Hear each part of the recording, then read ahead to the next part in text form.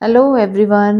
एक बार फिर से आप सबका आपके अपने ही चैनल में बहुत बहुत स्वागत है। ये स्पॉन्ज मैंने बेक किया है 1 kg केक बनाने के लिए। क्लाइंट ने मेरे साथ में ना कुछ फोटो शेयर की कि उन्हें ना वैसा एक केक बनवाना है और चॉकलेट फ्लेवर में। तो उस डिज़ाइन के अकॉर्डिंग ना उसमें ब्लू कलर जो बहुत डार्क था, तो मैंने अपने क्लाइंट को ना पहले ही बता दिया था कि कई बार ना इतना डार्क कलर स्टेन भी कर सकता है। तो फिर उन्होंने कहा कि कोई बात नहीं, आप अपने अकॉर्डिंग कलर एडजस्ट कर दीजिएगा। तो बाकी उनको जो डिज़ाइन था ना वो बनवाना था फॉन्डेंट के साथ में। तो ये जो केक है ना ये मुझे चॉकलेट फ्लेवर में रेडी करना है। इसके लिए मैंने 1 kg केक बनाने के लिए स्पॉन्ज रेडी किया है 300 ग्राम प्रीमिक्स लेकर, और 6 इंच का टिन मैंने यूज़ किया था। अब एक ही 6 इंच के टिन में ही ना मैंने ये सारा बैटर डालकर और स्पॉन्ज बेक कर लिया, और जिसमें से मैंने इजीली 4 लेयर्स कट कर ली। अगर आपके पास थोड़ा हाइट वाला टिन नहीं है तो फिर आप 2 रेगुलर साइज़ के 6 इंच के टिन लेकर उनमें हाफ हाफ बैटर डालकर भी 2 स्पॉन्ज रेडी कर लीजिए, और फिर उनमें से आप टोटल 4 स्लाइसेस कट कर सकती हैं, जैसे कि मैंने एक स्पॉन्ज में से ही कट की हैं। अगर आप मेरी वीडियोस रेगुलर देखती हैं तो आपको आइडिया होगा कि मैं बहुत बार 2 स्पॉन्ज बेक करके भी स्लाइसेस कट करती हूँ। तो इसमें जो फिलिंग करनी थी ना, बस वो मुझे चॉकलेट स्पॉन्ज, उसके ऊपर वेनिला क्रीम, एंड देन मुझे गनाश स्प्रेड करना था लेयर्स में। यही मेरी क्लाइंट की रिक्वायरमेंट थी। और सोकिंग करने के लिए जो मैं सिरप बना रही हूँ उसके बारे में भी मैंने आपसे बहुत सी वीडियोस में डिस्कशन की हुई है। अगर फिर भी आप जानना चाहते हैं कि मैंने ये सोकिंग सिरप कैसे रेडी किया है, तो आप कमेंट में मुझसे ये पूछ सकते हैं। तो उसके बाद में अब वो जो क्रम कोटिंग का काम था वो मैंने कर दिया 1 दिन पहले ही कंप्लीट, और इसको मैंने रैप करके, क्लिंग रैप करके और फ्रिज में रख दिया था। अब इसी टाइम के दौरान ना क्या हुआ कि मैंने रात में मैसेज चेक किया, मेरी एक और क्लाइंट को ना कपकेक्स चाहिए थे, कस्टमाइज्ड कपकेक्स थे। उनके जो डिज़ाइन उन्होंने मुझे खुद से ही सेंड किए थे कि उनको वो ना 4 कपकेक चाहिए थे चॉकलेट फ्लेवर में ही। तो नेक्स्ट डे मॉर्निंग उठकर ना मैंने साथ के साथ उनकी भी प्रिपरेशन स्टार्ट कर दी थी। अब ये जो केक था, अब नेक्स्ट डे मॉर्निंग में मैंने इसकी फाइनलाइजिंग का काम स्टार्ट किया। सो इसके लिए जो एक फ़ोटो क्लाइंट ने पहले सेंड की थी ना, उसी में से ही कलर चूज़ करते हुए बस कलर को थोड़ा-सा मैंने लाइट रखा और इस केक की फाइनलाइजिंग का काम जो है ना वो कंप्लीट किया। अब ये केक जो है ना वो बॉय के बर्थडे के लिए बन रहा था। सो मैंने बस उसी अकॉर्डिंग ही यहाँ पर आइसिंग के कलर जो है ना वो चूज़ किए थे, और ये कंट्रास्ट देखने में भी काफ़ी अच्छा लग रहा था।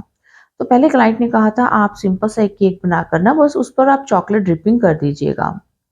तो वही बात को मैंने माइंड में रखा। मैंने आइसिंग के लिए भी वो कलर चूज़ किए जो उन्होंने फ़ोटो सेंड की थी उससे मिलते-जुलते ही, और फिर आइसिंग करने के बाद में ना मैंने इस केक पर गनाश के साथ में ड्रिपिंग भी कर दी थी।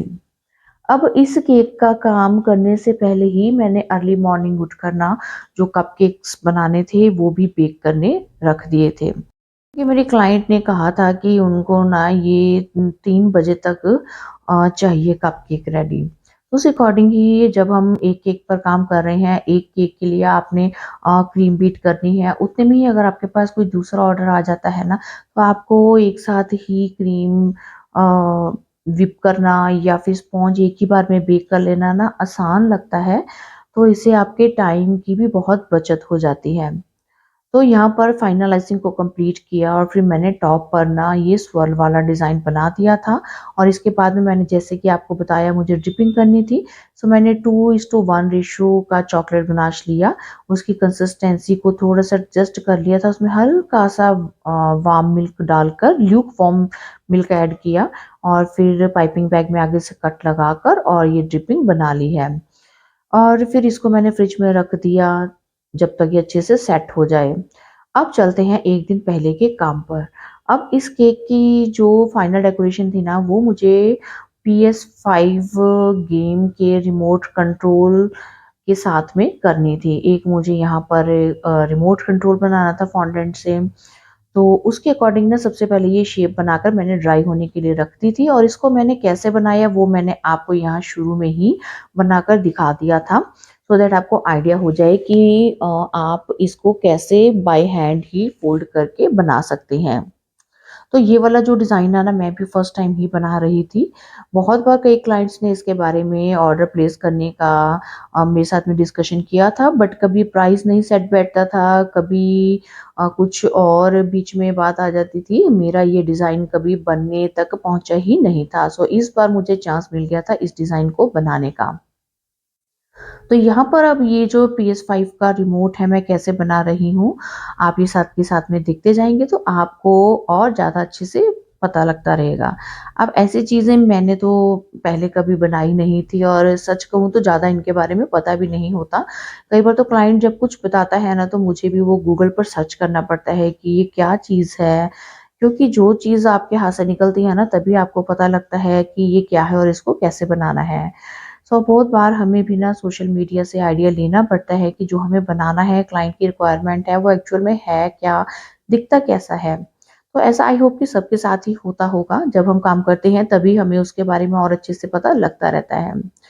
तो जितना मैं अपनी तरफ से एफर्ट लगा सकती थी, मैंने उतना यहाँ पर छोटी-छोटी डिटेलिंग के साथ में इसको बनाने की कोशिश की। और यहाँ पर जो ऊपर मुझे बटन बनाने थे, उन्होंने मेरा बहुत टाइम लिया।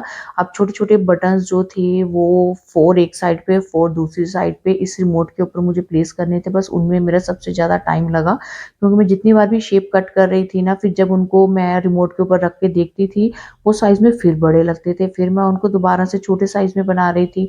अब इतने छोटे बटन्स को उठा कर ना ऊपर प्लेस करके स्टिक करना एक पोज़ीशन में, वो मुझे थोड़ा-सा टफ काम लग रहा था। तो जितना काम बारीकी का होता है ना, उतना ही ज़्यादा एफर्ट लगते हैं और उसमें टाइम भी कई बार ज़्यादा लगता है। अगर आप भी रेगुलर फॉन्डेंट का काम करते हैं, तो आप भी इस मेरी बात से ज़रूर एग्री करेंगे। तो ये देखिए जो छोटे-छोटे से बटन है ना, बस इनको मैंने एक साइड पर लगा दिया और दूसरे साइड पर भी जो बटन लगाने थे, वो भी मैंने कट कर लिए और फिर इनके ऊपर कुछ मार्क्स बनाने थे, वो भी मैंने यहाँ पर बना दिए थे। बाकी इसको बनाना कुछ ज़्यादा मुश्किल भी नहीं था। जैसे हम अगर फिगरीन्स बनाते हैं, बॉय या गर्ल कुछ ऐसा बनाते हैं, तो वो ज़्यादा टाइम कंज्यूमिंग होते हैं। इसमें तो उसके कंपैरेटिवली इतना टाइम नहीं लग रहा था। अब क्लाइंट ने कहा था आप एक रिमोट बना दीजिएगा, साथ में आप एक मोबाइल बना दीजिए और कुछ एडिबल आइटम्स बना दीजिए, जैसे कि एक पिज़्ज़ा और उन्होंने कहा था कि आप फ्रेंच फ्राइज़ साथ में बना दीजिएगा। तो बस उसी की प्रिपरेशन यहाँ पर चल रही है। सो जो रिमोट मोबाइल बनाना था ना, उसका मैंने सोचा कि सिर्फ़ मोबाइल की बैक साइड ही दिखाते हैं। इतना भी इनफ होगा शो करने के लिए।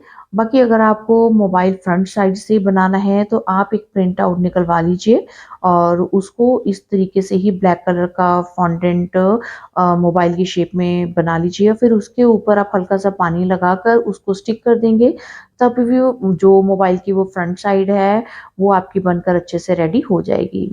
तो यहाँ पर बैक साइड से मैं मोबाइल की जो है वो पूरी स्ट्रक्चर बना रही हूँ। और पहले ये जो मैंने मोबाइल के बैक साइड से कैमराज़ है ना, ये मुझसे बड़े बन गए थे। बच्चों ने देखा तो उन्होंने कहा मम्मा ये जो पीछे कैमरा के लेंसेज़ हैं ना, थोड़े से छोटे होने चाहिए। तो फिर मैंने वहाँ से व्हाइट वाला पार्ट उतारा था और बाद में ना इनको थोड़ा-सा छोटा कर दिया था। क्योंकि आजकल के जो गैजेट्स हैं ना, हमसे ज़्यादा हमारे बच्चों को उनकी ज़्यादा नॉलेज होती है, उनको ज़्यादा पता होता है कि क्या चीज़ कैसी दिखती है। तो यहाँ पर अब मुझे एप्पल कंपनी का ये जो मोबाइल बना रही थी मैं, इसका एक छोटा-सा पीछे लोगो बनाना था। सो मैंने हार्ट शेप का एक प्लंजर सेट से हार्ट शेप कट की और फिर उसको एक साइड से कट करके और उसको एप्पल की शेप में कन्वर्ट करने की कोशिश की। खाने वाला एप्पल नहीं, जो एप्पल कंपनी का लोगो होता है, उस लोगों की बात कर रही हूँ। जोक्स अपार्ट, आई होप कि आप समझ गए हो। तो बस यहाँ पर इसको भी मैंने पीछे लगा दिया है। अब ये सारा काम अगर आप देखिए पहली बार कर रहे हैं, तो ऑब्वियसली इतना अच्छे से कई बार काम नहीं हो पाता है। हमसे भी बहुत सी गड़बड़ हो जाती है। जैसे-जैसे काम करते हैं तभी एक्चुअल में ना काम का पता चलता है। नेक्स्ट टाइम आप जो आपने मिस्टेक की होती है, आप उनको इम्प्रूव कर लेते हैं। अब यहाँ पर उसके बाद में मुझे एक पिज़्ज़ा बनाना था। पिज़्ज़ा और फ्रेंच फ्राइज़ ये मैं आपके साथ में ना एक वीडियो में पहले भी शेयर कर चुकी हूँ। सो अब मैं पहले क्योंकि ये वाला काम कर चुकी थी, सो इस काम में मेरी स्पीड जो है ना वो पूरी 10 ऑन 10 थी। मैंने फटाफट इस काम को कंप्लीट कर लिया था, क्योंकि जब एक काम एक बार आप हाथ से निकाल देते हैं ना, तो उसको दोबारा करने में ना आपको टाइम नहीं लगता है और जल्दी-जल्दी से ना काम बन भी जाता है। अब उसके बाद में यहाँ पर कुछ फ्रेंच फ्राइज़ बनाने थे, सो वो भी बहुत ही ईज़ी काम है। येलो कलर का फॉन्डेंट मैंने बना लिया था और उससे ये पतले-पतले जो फ्रेंच फ्राइज़ हैं, वो बना लिए थे। अब ये सारा जो फॉन्डेंट का काम है ना, 1 दिन पहले ही मैंने कंप्लीट किया था और नेक्स्ट डे इवनिंग तक मुझे इनको केक पर प्लेस करना था, तब तक ये अच्छे से ना ड्राई हो गए थे। अगर आप फिर भी चाहें तो इनको येलो लाइट के नीचे रखकर आप अच्छे से ड्राई कर सकते हैं। अब उसके बाद में जो कपकेक के ऊपर भी ना फॉन्डेंट का काम था, क्लाइंट ने जो फ़ोटो शेयर की थी उसके अकॉर्डिंग मैंने ये फॉन्डेंट कट कर लिया था और इनके ऊपर ना मुझे मैसेज लिखना था और कुछ मैंने छोटे-छोटे हार्ट्स कट किए, एक बटरफ्लाई कट की, ये सब कुछ मैंने प्लंजर सेट की हेल्प से ही किया था।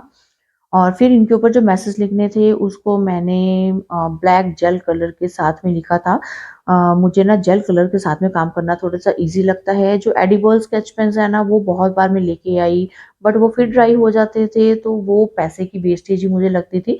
फिर धीरे-धीरे मैंने काम जेल कलर के साथ में करना शुरू किया। तो उसके बाद में ये जो कपकेक है ना, ये मैंने 150 ग्राम प्रीमिक्स लेकर ना 5 कपकेक मेरे बन गए थे। इनको मैंने हाफ फिल किया था और जब आपको ऊपर क्रीम के साथ में आइसिंग करनी है होती है ना, तो बहुत ज़्यादा जो आपके कपकेक्स हैं, वो ऊपर से डोम शेप होने भी नहीं चाहिए, ऊपर से फ्लैट ही होने चाहिए। तो इनमें मैंने एक कैविटी बना ली सभी कपकेक्स में और इसके बीच में गनाश मैंने ऐड कर दिया था और फिर वापस से जो बीच में से पार्ट निकाला था, वो वापस अंदर इसका स्पॉन्ज का डालकर मैंने उसका मुँह बंद कर दिया ऊपर से और फिर थोड़े-थोड़े मैंने होल्स बना लिए फ़ोक की हेल्प से और इसमें ये जो सोकिंग के लिए मैंने सिरप बनाया था, उसी के साथ में थोड़ी-सी मैंने सोकिंग भी कर दी, सो दैट ये कपकेक जो है खाने में ड्राई ना लगे। और फिर उसके बाद में बस मुझे यहाँ पर आइसिंग करनी थी। आइसिंग के लिए मैंने नोज़ल नंबर 2D का यूज़ किया है, क्योंकि जो क्लाइंट ने फ़ोटो शेयर की थी उसमें से सिर्फ़ ऊपर से फॉन्टेंट का ही काम दिख रहा था। अब नीचे वो सारा काम कैसे करना है वो मुझ पर था। बस क्लाइंट ने इतना कहा था कि उनको चॉकलेट वाले कपकेक्स चाहिए। तो उसके बाद में इनका जो वेट है बोर्ड का आप 75 से 80 ग्राम लेस कर दीजिए। तो ये मेरे अप्रॉक्सिमेट ना 250 से 260 के बीच में इनका चारों का वेट जो है वो बनकर रेडी हो गया था। और ऊपर यहाँ पर मैंने कुछ स्प्रिंकल डाल दिए हैं और इनको भी मैंने फ्रिज में सेट होने के लिए रख दिया जब तक कि मुझे इनको डिलीवर करना था। तो जस्ट डिलीवरी के टाइम पर ही मैंने इसका बॉक्स रेडी किया और उसके बीच में कपकेक्स को प्लेस किया और ये जो मेरे फॉन्डेंट के बनाए हुए टॉपर्स थे ये अच्छे से ड्राई हो गए थे और फिर इनको मैंने उसी सीक्वेंस में इन कपकेक्स के ऊपर प्लेस किया जो सीक्वेंस क्लाइंट ने मेरे साथ में शेयर किया था। तो मेरे कपकेक भी टाइम से बनकर रेडी हो गए और क्लाइंट के पास अच्छे से डिलीवर भी हो गए थे। अब चलते हैं वापस से अपने केक की तरफ। अब जब केक मुझे डिलीवर करना था जस्ट उससे कुछ टाइम पहले ही मैंने फॉन्डेंट के टॉपर्स को ऊपर प्लेस किया। जो ये रिमोट था ना वो सारा का सारा तो केक के ऊपर नहीं रखा जा रहा था क्योंकि टॉप पार्ट पर ना इतनी जगह नहीं थी। सो मैंने यहाँ पर पीछे 2 टूथपिक इंसर्ट किया और उसकी हेल्प से ना मैंने इसको थोड़ा-सा स्टैंडिंग पोज़ीशन में केक के ऊपर रखा सो दैट मेरे बाकी के टॉपर्स भी ना केक के ऊपर अच्छे से प्लेस हो जाएँ। तो बस आज की इस वीडियो में यही था काम जो मैंने किया और आपके साथ में शेयर किया। आई होप कि आपको आज की वीडियो यूज़फुल लगेगी। फिर भी अगर आपकी कोई क्वेरी है तो आप बेझिझक मुझसे कमेंट बॉक्स में पूछ सकते हैं। और अगर आपने चैनल को सब्सक्राइब नहीं किया तो जल्दी से कर दीजिएगा। मिलते हैं एक और वीडियो में। Till then bye bye. Thanks for watching.